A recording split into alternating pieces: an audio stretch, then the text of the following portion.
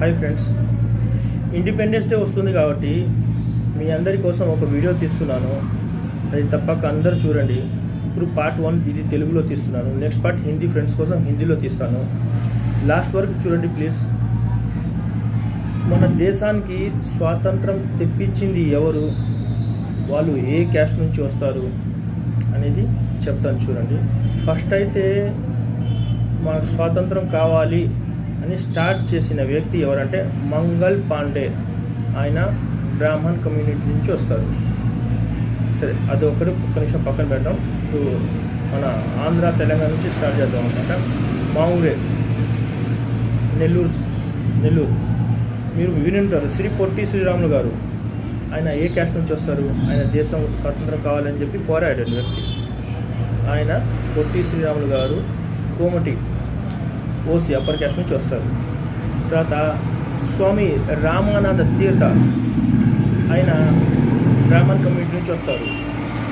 Uyyalawada Narasimha Reddy OC నుంచి వస్తారు.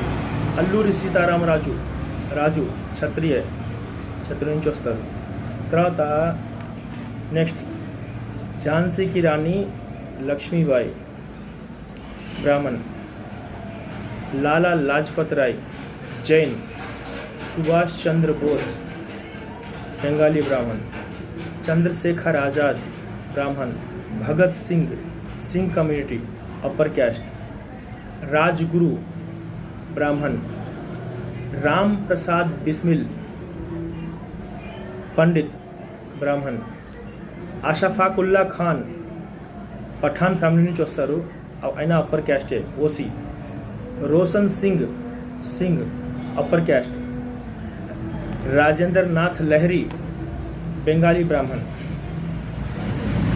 ఇప్పుడు ఇన్ని పేర్లు విన్నారు మీరు. ఇప్పుడు చెప్పండి ఫ్రెండ్స్, అసలు ఈ దేశంలో రిజర్వేషన్ ఎవరికి కావాలి? అసలు రిజర్వేషన్ అవసరమా? ఒకవేళ కావాలంటే ఈ రిజర్వేషన్ ఎవరికి కావాలి? దేశం కోసం, స్వాతంత్రం కోసం ఎవరు ఏం చేశారు మీరే చెప్పండి. ఒకవేళ రిజర్వేషన్ అవసరం అయితే అది రిజర్వేషన్ ఎవరికి ఇవ్వాలి? దేశం కోసం ఎవరు ఏం చేశారు? లైక్ అండ్ కామెంట్ షేర్ చేయండి ఫ్రెండ్స్. సబ్స్క్రైబ్ కూడా చేయండి.